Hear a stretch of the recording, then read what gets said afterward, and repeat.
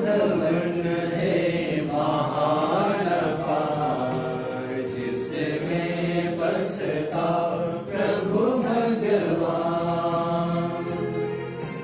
ईश भवन है महान अपार, जिसमें बसता प्रभु भगवान। आओ प्रभु के मंदिर चले, यह सुन कर मैं हर्षित हुआ। ईश भवन है महान अपार, जिसमें बसता प्रभु भगवान। चरणों की एक घड़ी है, बरसों जीवन से अच्छा। ईश भवन है महान अपार, जिसमें बसता प्रभु भगवान।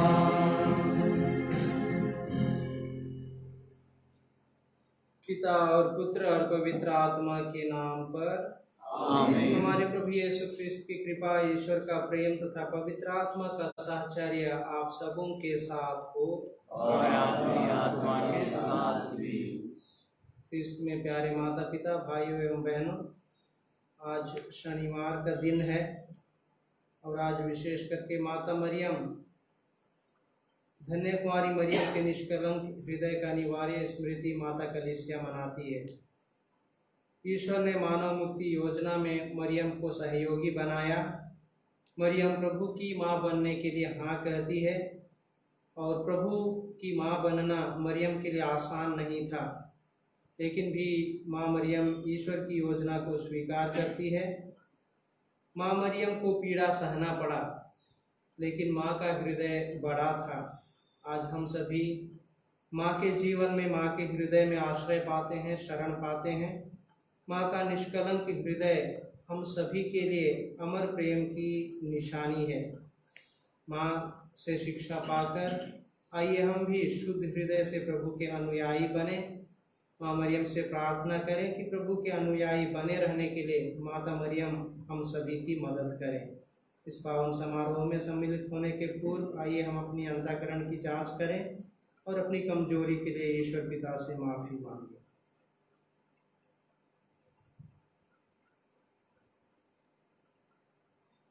हम सब मिलकर बोलें, ये भाइयों, मैं सर्वशक्तिमान पिता परमेश्वर और आप लोगों के सामने स्वीकार करता हूँ कि मैंने मनोवचन से और अपना कर्तव्य पूरा करने से बार बार पाप किया है।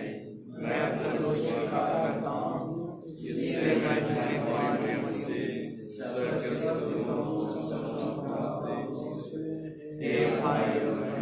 विनती करता हूँ कि आप मेरे लिए प्रभु परमेश्वर से प्रार्थना करें। सर्वशक्तिमान ईश्वर हम लोगों पर दया करे और हमारे पाप क्षमा कर हमको अनंत जीवन प्रदान करे। आमीन।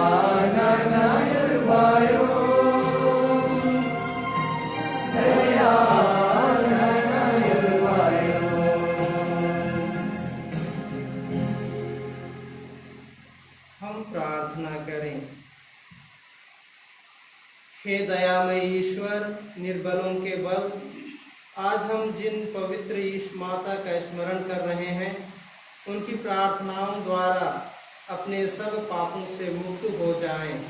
यह हमारा निवेदन है हमारे प्रभु और तेरे पुत्र यीशु क्रिस्त के द्वारा, जो ईश्वर होकर तेरे तथा पवित्र आत्मा के साथ युगानुयुग जीते और राज्य करते हैं। आमीन। पहला पाठ दूसरा इतिहास ग्रंथ अध्याय 24 संख्या 17 से 25 तक। जकारिया, इससे तुम लोगों ने मंदिर घर और वेदी के बीच में मार डाला। यहोयादा की मृत्यु के बाद यूदा के नेताओं ने राजा के पास आकर उसे दंडवत किया। राजा ने उनकी बात मान ली।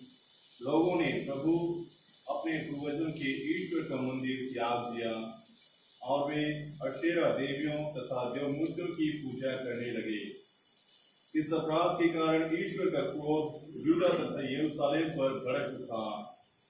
उसने नबियों को भेजा जिससे वे उन्हें प्रभु के पास वापस ले आए, किंतु लोगों ने नबियों का संदेश सुनकर उस पर ध्यान नहीं दिया।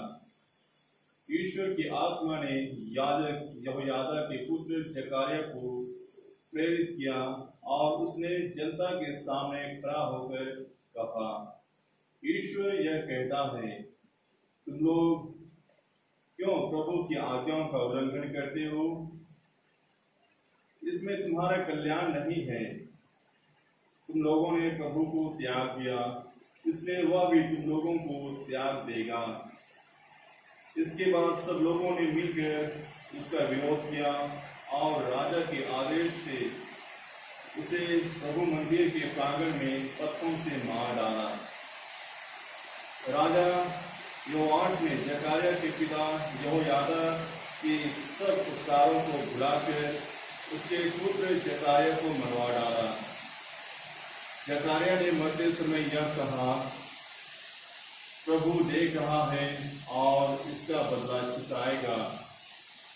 वर्ष के अंत में अमोरियों की सेना योआश पर आक्रमण करने निकली।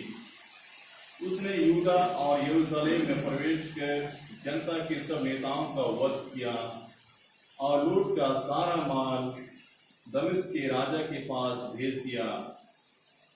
अरामी सैनिकों की संख्या अधिक नहीं थी, फिर भी प्रभु ने एक बहुत बड़ी सेना को उनके हवाले कर दिया, क्योंकि इन्होंने अपने पूर्वजों के प्रभु ईश्वर को त्याग दिया था। योआश को भी उचित दंड भोगना पड़ा। जब अरामियों की सेना योआश को घोर संकट में छोड़कर चली गई, तो उसके दरबारियों ने उसके विरुद्ध षड्यंत्र रचकर उसे उसके पलंग पर मार डाला, क्योंकि उसने याजक यहोयादा के पुत्र का रक्त बहाया था। वह मर गया और दाऊद नगर में दफनाया गया, किंतु वह राजाओं के मकबरे में नहीं रखा गया। यह प्रभु की वाणी है। भजन अनुवाद किया, मेरी कृपा उस पर बनी रहेगी, मेरी कृपा उस पर बनी रहेगी। मैं अपने कृपा पात्र को प्रतिज्ञा दे चुका हूँ। मैंने शपथ खाकर अपने सेवक दाऊद से कहा, मैं तुम्हारा वंश सदा सर्वदा के लिए स्थापित करूंगा, तुम्हारा सिंहासन युग युगों तक सुदृढ़ बनाए रखूंगा। अनुवाक्य, मेरी कृपा उस पर बनी रहेगी, मेरी कृपा उस पर बनी रहेगी, मेरी कृपा उस पर बनी रहेगी। मेरी प्रतिज्ञा उसके लिए चिरस्थायी है। मैं उसका वंश सदा ही बनाए रखूंगा, उसका सिंहासन स्वर्ग की तरह चिरस्थायी रहेगा। अनुवाक्य, मेरी कृपा उस पर बनी रहेगी, मेरी कृपा उस पर बनी रहेगी। यदि उसके पुत्र मेरी संहिता छोड़ देंगे और मेरी शिक्षा का तिरस्कार करेंगे, यदि वे मेरे नियमों का उल्लंघन करेंगे और मेरी आज्ञाओं का पालन नहीं करेंगे, तो मैं पापों के कारण उन्हें मारूंगा और कोड़े लगाकर अधर्म का दंड दूंगा। किंतु दाऊद के लिए मेरा प्रेम चिरस्थायी है मेरी सत्य प्रतिज्ञता सदा बनी रहेगी। वाक्य, मेरी कृपा उस पर बनी रहेगी। मेरी कृपा उस पर बनी रहेगी। जय घोष, हालेलुया। यीशु मसीह धनी थे, किंतु आप लोगों के लिए निर्धन बने, जिससे आप उनकी निर्धनता द्वारा धनी बन जाएं। हालेलुया। प्रभु आप लोगों के साथ हो और आपकी आत्मा के साथ भी। संत मत्ती के अनुसार पवित्र सुसमाचार प्रभु की जय। अध्याय 6 पद संख्या 24 से 34 तक। कल की चिंता मत करो। यीशु ने अपने शिष्यों से यह कहा, कोई भी दो स्वामियों की सेवा नहीं कर सकता। वह या तो एक से बैर और दूसरे से प्रेम रखेगा, या एक का आदर और दूसरे का तिरस्कार करेगा। तुम ईश्वर और धन दोनों की सेवा नहीं कर सकते। मैं तुम लोगों से कहता हूँ, चिंता मत करो, न अपने जीवन निर्वाह की कि हम क्या खाएं, और न अपने शरीर की कि हम क्या पहने। क्या जीवन भोजन से बढ़कर नहीं, और क्या शरीर कपड़े से बढ़कर नहीं।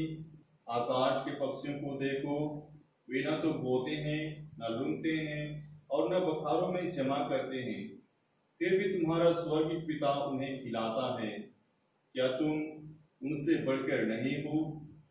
चिंता करने से तुम में से कौन अपनी आयु घड़ी भर भी बढ़ा सकता है? और कपड़ों की चिंता क्यों करते हो? खेत के फूलों को देखो, वे कैसे बढ़ते हैं। वे न तो श्रम करते हैं और न काटते हैं। फिर भी मैं तुम्हें विश्वास दिलाता हूँ कि सुलेमान अपने पूरे ठाट बाट में उनमें से एक की भी बराबरी नहीं कर सकता था। हे अविश्वासियों, खेत की घास आज पर है और कल चूल्हे में झोंक दी जाएगी। उसे भी यदि ईश्वर इस प्रकार सजाता है, तो वह तुम्हें क्यों नहीं पहनाएगा। इसलिए यह कर चिंता मत करो, हम क्या खाएं, क्या पिए, क्या पहने। इन सब चीजों की खोज में गैर यहूदी लगे रहते हैं। तुम्हारा स्वर्गीय पिता जानता है कि तुम्हें इन सब चीजों की जरूरत है। तुम सबसे पहले ईश्वर के राज्य और उसकी धार्मिकता की खोज में लगे रहो, और ये सब चीजें तुम्हें यूं ही मिल जाएगी। कल की चिंता मत करो, कल अपनी चिंता स्वयं कर लेगा। आज की मुसीबत आज के लिए बहुत है। यह प्रभु का पवित्र सुसमाचार है।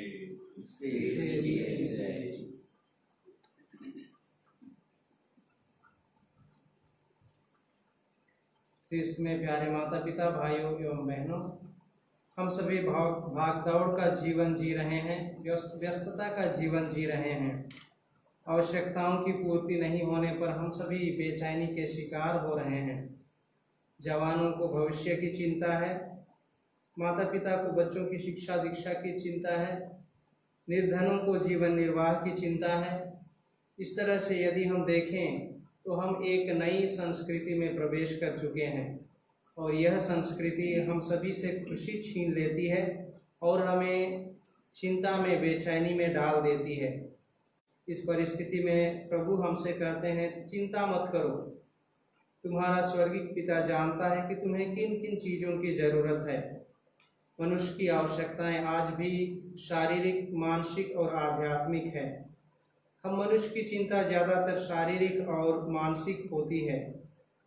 आध्यात्मिकता की ओर हम ध्यान नहीं दे पाते हैं, और यही कारण है कि हम आज संपन्न तो हैं, बुद्धिमान भी हैं, लेकिन नैतिक जीवन में हम कमज़ोर होते जा रहे हैं। इसलिए प्रभु हमसे कहते हैं, सबसे पहले ईश्वर के राज्य और उसकी धार्मिकता की खोज में लगे रहो, और बाकी चीज़ तुम्हें यूं ही मिल जाएगा। अर्थात हमारे जीवन में हमें ईश्वर को प्रथम स्थान देने की ज़रूरत है। हमारे जीवन में भौतिकता और आध्यात्मिकता की लड़ाई निरंतर जारी है। हम भी दो स्वामियों की सेवा नहीं कर सकते हैं, जैसे योआस के जीवन में हुआ। हमने योआस के विषय में सुना, वह यूदा का राजा बनना चाहता था। यूदा का राजा बनना अर्थात ईश्वर के लिए समर्पित, लेकिन वह ईश्वर की सेवा को छोड़ करके ईश्वर की सेवा की अपेक्षा राजकुमारियों की सेवा की और ईश्वर ने उसे त्याग दिया और अंत में उसकी हार हुई। आइए हम योआस की तरह ना बने बल्कि ईश्वर पर भरोसा रखें, ईश्वर को ना त्यागें, क्योंकि वही हमारा प्रभु है, हमारा रक्षक है, हमारा ढाल है। स्वर्गीय पिता जो हमें जानते हैं, हमारी आवश्यकता पूरी करने में हमें सामर्थ्य प्रदान करेंगे।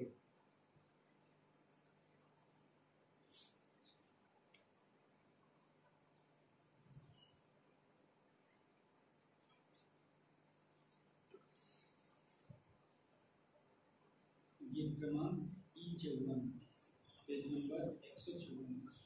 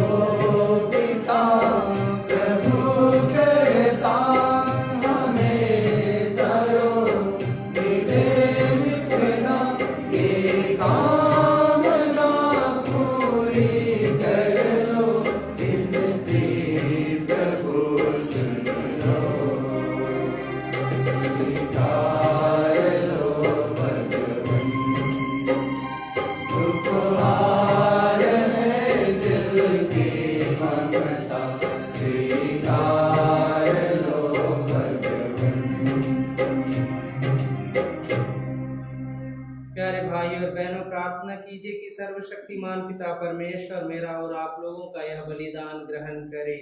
प्रभु के नाम की स्तुति हमारे और हमारे द्वारा में समस्त लोगों के सेवा के लिए आपके नाम से बलिदान करें।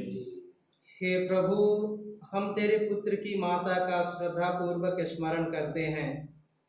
तुझसे हमारा निवेदन है कि हम यह बलिदान चढ़ाकर स्वयं अनंत उपहार बन जाएं। ऐसी कृपा कर हमारे प्रभु ख्रीस्त के द्वारा। आमीन।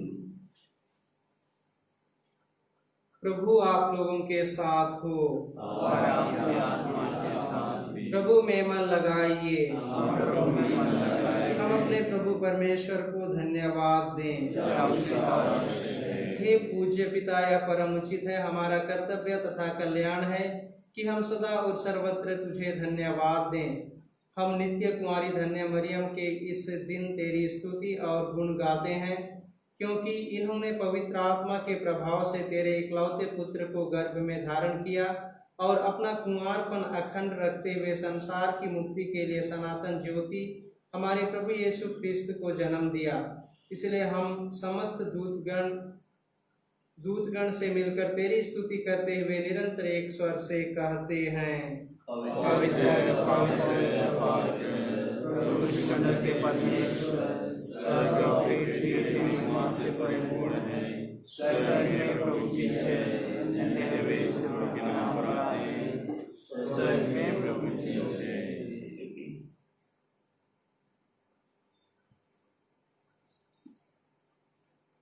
हे परम पिता, तू वास्तव में पवित्र है, सारी पवित्रता का स्रोत है।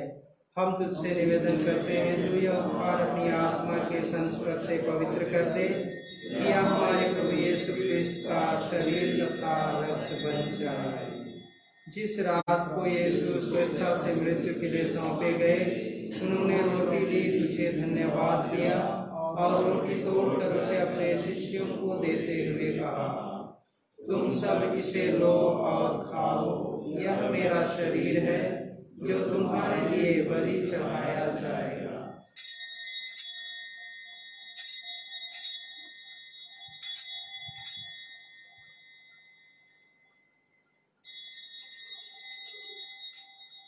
इसी भांति भोजन के बाद उन्होंने कटोरा लिया, तुझे धन्यवाद दिया और उसे अपने शिष्यों को देते हुए कहा, तुम सब इसे लो और पियो, यह मेरे रक्त का कटोरा है, नवीन और अनंत व्यवस्था का रक्त जो तुम्हारे और बहुतों के पापों की क्षमा के लिए बहाया जाएगा।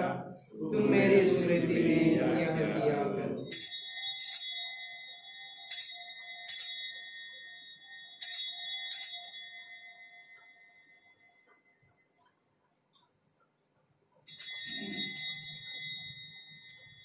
यह है हमारे विश्वास का रहस्य।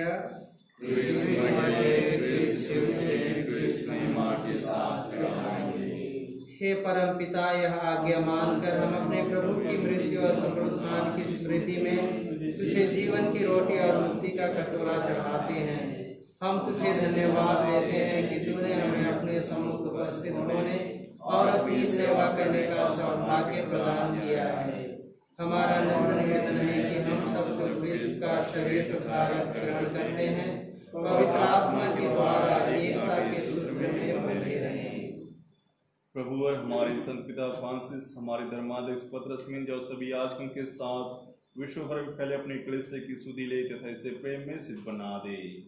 हे प्रभु, हमारे उन भाई बहनों की भी सुधि ले जो पुनरुत्थान की आशा में परलोक सिधार चुके, उन्हें और सभी मृतकों को अपने पुण्य दर्शन का सौभाग्य प्रदान कर हम सब पर दया दृष्टि डाल कि हम भी अनंत जीवन के सहभागी बने और ईश्वर की माता धन्य कुमारी मरियम, उनके वर संत योसेफ, प्रेरितगण और सब संतों के साथ जो युग युग में तेरे विश्वस्त सेवक सेविकाएं बने रहे, तेरा स्तुति गान कर सके तेरे पुत्र यीशु क्रिस्त के द्वारा। इन्हीं प्रभु ख्रिस्त के द्वारा, इन्हीं के साथ और इन्हीं में हे सर्वशक्तिमान पिता परमेश्वर, पवित्र आत्मा के साथ तुझे समानता तथा महिमा युगानुयुग मिलती रहती है। आमीन। हम सब मिलकर पिता परमेश्वर से प्रार्थना करें जैसे प्रभु यीशु ने हमें सिखाया है। हे हमारे पिता,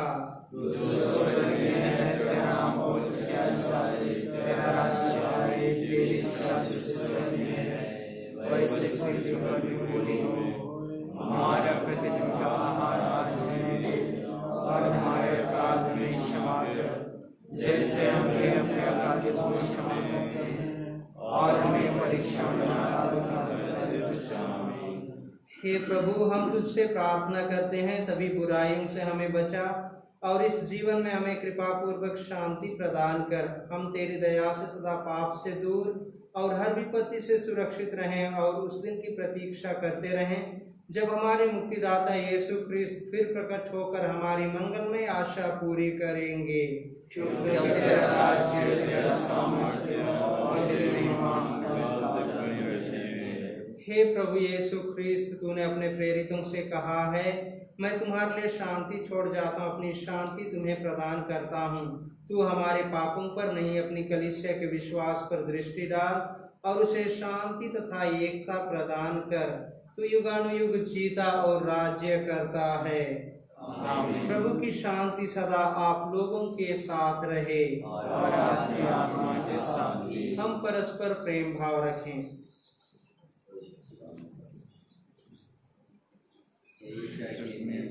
संसार के पाप लेता है, हम पर दया कर।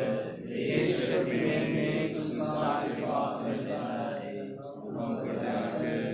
ईश्वर के प्रेम में तू संसार के पाप लेता है, हमें शांति प्रदान कर।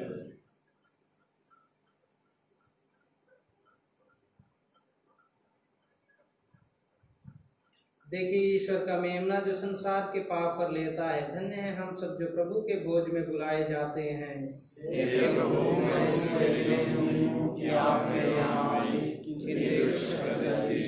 और मेरी आत्मा जीवित होनी चाहिए। क्रिस्त का शरीर तथा रक्त अनंत जीवन के लिए हम सबकी रक्षा करता रहे। गीत क्रमांक F26, पेज नंबर 183।